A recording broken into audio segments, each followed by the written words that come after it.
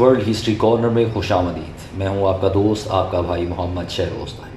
ناظرین گرامی، پورنوگرافی جو کہ ہمارے معاشرے کا سب سے بڑا ناسور ہے، جو کہ ہمارے معاشرے میں انتہائی بھیانک اثرات مرتب کر رہا ہے اور آج تک اس کا کوئی توڑ دریافت نہیں ہو سکا۔ اس کا تاریخی پس منظر کیا ہے اور یہ کب شروع ہوئی اور اس کے وجود کی بنیادی وجوہات کیا تھیں، آج کی تاریخ میں اس کی کس حد تک جدت لائی جا چکی ہے اور یہ کس طرح ہمارے معاشرے میں زہر قاتل کا کام کر رہی ہے، یہ تمام باتیں آج ہمارا موضوع بحث ہوں گی۔ ویڈیو میں آگے بڑھنے سے قبل تمام دوستوں سے درخواست ہے کہ اگر آپ نے ہمارے چینل کو سبسکرائب نہیں کیا تو سبسکرائب کر دیں تاکہ ہر آنے والی ویڈیو آپ تک بر وقت پہنچ سکے۔ ناظرین گرامی، پورنوگرافی کی شروعات 1143 میں سلطان صلاح الدین ایوبی کے دور میں شروع ہوئی، جسے صلیبیوں نے ہتھیار کے طور پر مسلمانوں کے خلاف استعمال کیا۔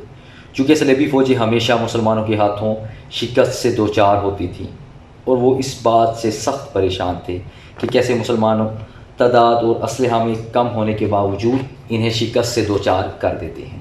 ان کی سوچ کو اس وقت سب سے بڑا دھچکا تب لگا جب 1.5 لاکھ مسلمانوں نے بحر اوقیانوس کے ساحل پر 15 لاکھ صلیبیوں کو لاشوں میں تبدیل کر دیا۔ اس موقع پر صلیبی فوج کے بادشاہ سر جوڑ کر ہاتھ پیر کے اور مسلمانوں اور صلیبی فوجوں کے مابین موازنہ کرنے سے انہیں معلوم ہوا کہ یہ رات سجدوں میں روتے ہیں اور دن بھر گھوڑوں پر بیٹھ کر اپنے راستوں کو چلتے ہیں۔ یہی ایمان کی طاقت ہے جو انہیں دنیا کے خوف و خطر کے خلاف قائم رکھتی ہے، جبکہ دوسری طرف صلیبی افواج رات بھر شراب خانوں اور زناکاریوں میں مصروف رہتے ہیں۔ دنیا کی محبت، رنگ رنگینیوں اور موت کا خوف ان کی شکست کا باعث بنتی ہے۔ میدان جنگ میں مسلمانوں کی آنکھوں میں وحشت نظر آتی ہے جس سے صلیبی فوجوں کے دل دہل جاتے ہیں۔ ایک بار مسلمانوں کے خلاف ایک صلیبی میٹنگ ہوئی جس میں ہرمن نامی ایک صلیبی باشندہ بھی موجود تھا۔ یہ نہایت شاطر اور مکار شخص تھا جس نے صلیبیوں میں مسلمانوں کو سب سے زیادہ نقصان پہنچایا۔ اس نے مسلمان اور صلیبی فوجیوں کے نفسیات پر بات کرتے ہوئے کہا کہ میرا تجربہ ہے کوئی بھی عیاش وجود زندگی کے کسی بھی میدان میں فاتح نہیں ہو سکتا، خاص طور پہ وہ لوگ جو زیادہ فحش پسند ہوں۔ ان کی روحانی جسمانی طاقتیں ختم ہو کر رہ جاتی ہیں۔ اگر مسلمانوں کی بات کی جائے تو ان کی فوج میں ایسے نوجوانوں کی کثیر تعداد موجود ہے جو سیکس سے بالکل ناآشنا ہیں۔ تصور کی رعنائیاں اور جذبات ابھارنے والے نظارے ان سے کوسوں دور ہیں۔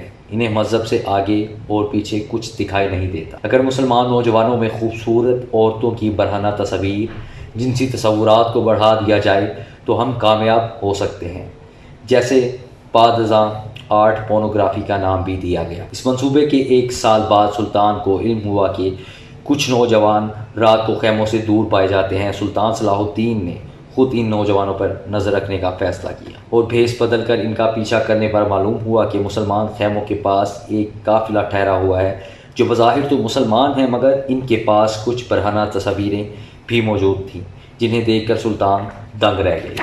ان تصاویر میں ایسی منظر کشی کی گئی جنہیں دیکھ کر کوئی بھی نوجوان جنسی ہوس پرستی کا شکار ہو جاتا ہے۔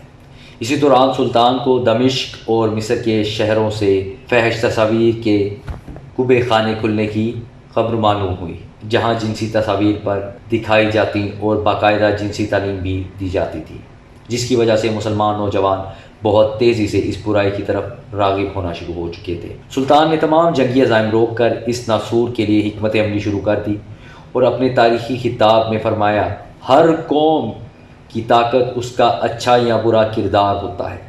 دشمن ہماری اس طاقت کا اندازہ لگا چکا ہے، وہ اب کبھی سامنے کی جنگ نہیں کرے گا، اسی لیے وہ ہمارے معاشرے کے کردار پر حملہ ضرور کرے گا، کیونکہ ضروری نہیں جنگ صرف میدانوں میں ہو، جنگ سوچ اور رویوں کی بھی ہوتی ہے۔ جو قوم اس پر غالب آ جاتی ہے وہ فتح یاب ہوتی ہے۔ 1839 میں کیمرے کی ایجاد کے بعد پورنوگرافی کے زہر کو پھیلانے میں زیادہ آسانی ہوئی۔ 1855 میں باقاعدہ کیمرے کو اس کام کے لیے استعمال کیا گیا۔ 1863 میں پرنٹر کی ایجاد کے بعد سیکس سے بھرپور جنسی خاکے لوگوں تک پہنچائے گئے۔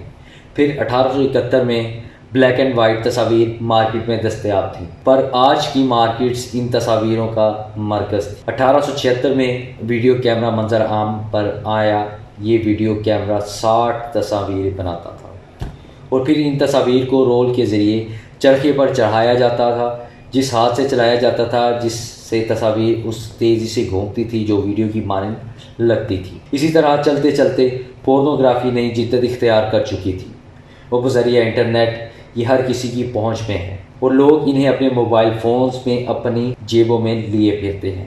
آج سے کچھ عرصہ قبل ڈیوڈ کیمرون کا بیان سامنے آیا کہ یہ وبا مغرب میں عام ہونے کے سبب انتہائی مہلک اثرات مرتب کر رہی ہے۔ جنسی اور ذہنی امراض تو ہم کامیاب ہو سکتے ہیں، جیسے بعد ازاں آرٹ پورنوگرافی اقدامات نہ کیے تو ہماری حالت بھی کچھ اسی طرح ہوگی کہ یہ زہر مسلمانوں کو تباہ کرنے کے لیے تو تیار کیا گیا تھا، اب یہ تمام لوگوں کے دلوں میں سرایت کر چکا ہے اور انڈسٹری سالانہ اربوں ڈالرز کما رہی ہے۔ جنسی ادویات بنانے والی کمپنیاں انہیں سپانسر کرتی ہیں۔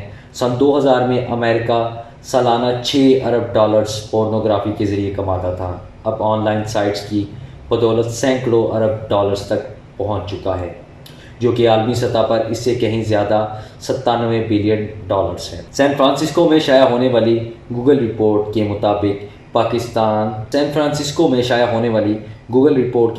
پاکستان پورنوگرافی کی سرچنگ میں بدقسمتی سے پہلے نمبر پر ہے، اور حیرانی کی بات یہ ہے کہ ٹاپ 10 ممالک میں پہلے 6 ممالک مسلمان ممالک، جہاں سب سے زیادہ فحش مواد دیکھا جاتا ہے، جس میں اگر آپ اس چیز سے متفق ہیں تو ہمارا ساتھ دیجیے تاکہ ہم اس فحش گوئی کو روکنے میں تمام مسلم امہ اور دوسرے لوگوں کو، اگر آپ کو ہماری ویڈیو پسند آئی ہو تو لائک کیجیے، شیئر کیجیے تاکہ ہم آنے والی نسلوں کو بچا سکیں۔ اسی کے ساتھ اپنے میزبان کو اجازت دیجیے، چینل کو سبسکرائب کیجیے گا۔ اللہ حافظ۔